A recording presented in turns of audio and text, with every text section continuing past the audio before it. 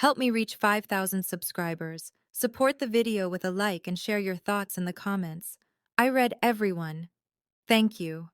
I never thought I'd be the kind of man who questioned the person he loved. My name is Ethan, and for most of our relationship, I trusted Claire with everything I had. She was funny, steady, and naturally charming. The kind of woman who could walk into a room and make people feel like they'd known her forever. We had been together for 4 years, married for 2. Life wasn't perfect, but it was steady. We lived in a small apartment just outside Chicago, both working long hours and barely seeing each other during the week. Still, I believed our foundation was strong, until the day small cracks began to show. It started quietly, the late-night work dinners, the sudden obsession with fitness when she'd never cared about the gym before, the way her phone suddenly never left her hand. I told myself not to overthink it, that paranoia ruins marriages faster than the truth ever could. But one evening, sitting alone at our dining table waiting for her to come home, I noticed something strange. Her location tag, something we shared out of habit, wasn't updating. It showed her still at work, even though her office had closed 2 hours earlier. When she finally walked in, she looked surprised to see me awake.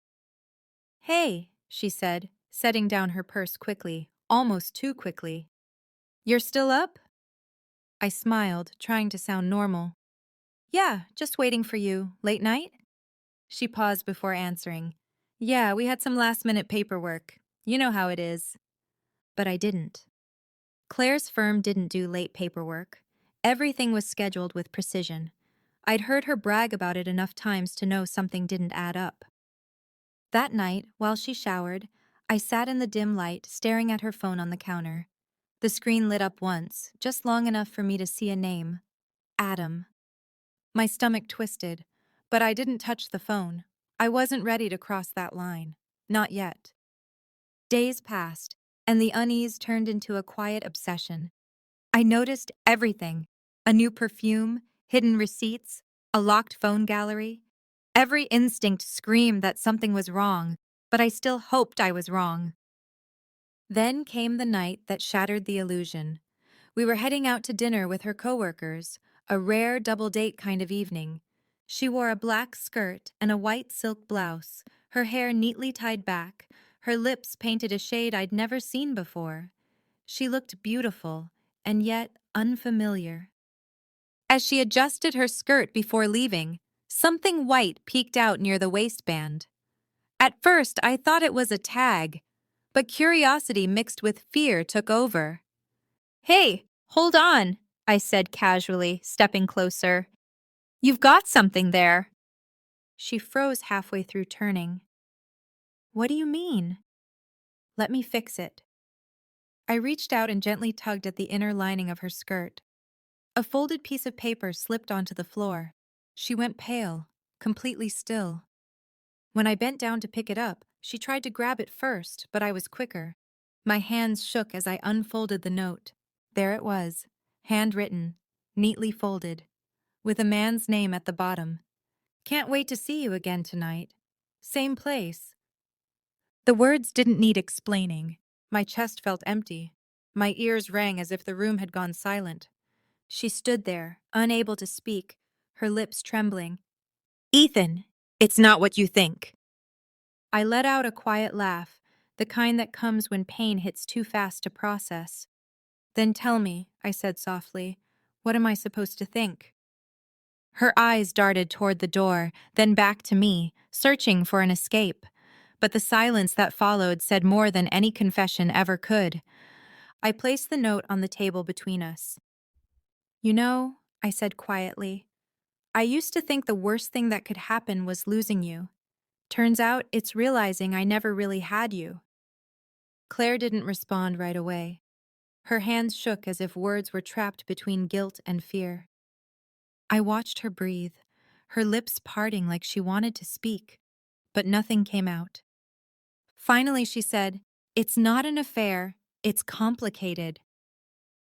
Complicated. The universal word for lies wrapped in half-truths. I sat down and motioned for her to continue. "Go on." I said calmly. Uncomplicate it.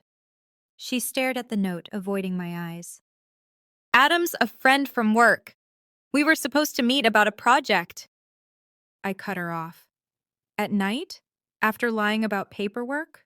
With notes saying you can't wait to see him again? Her face crumpled, tears filling her eyes. I know how it looks. I didn't mean for it to happen. I just. She paused, breathing unevenly. I just felt unseen, Ethan. That word hit harder than I expected. Some part of me knew there was truth in it. I had been distant, stuck in routine, but distance doesn't justify betrayal. It calls for honesty. So you felt unseen, I said slowly. And instead of talking to me, you chose to be seen by someone else. She sank onto the couch, covering her face. It wasn't supposed to mean anything. It always means something, I whispered. The silence stretched, thick and heavy. The clock ticked. Rain tapped against the window. Her breathing shook. I stood up, grabbed my jacket, and walked toward the door. Ethan, please, she said softly. Don't leave like this. I turned around. Claire, you already left, I said. You just forgot to take your body with you. Then I walked out. I drove for hours, city lights blurring past. I didn't cry. I didn't yell. I just let the quiet sit beside me. My phone kept buzzing, her name lighting the screen, but I didn't answer. When I finally parked by the lake, everything was still. I rolled down the window, breathed in the cold air, and let my thoughts drift. Somewhere between the pain and numbness, I realized I wasn't just angry at her.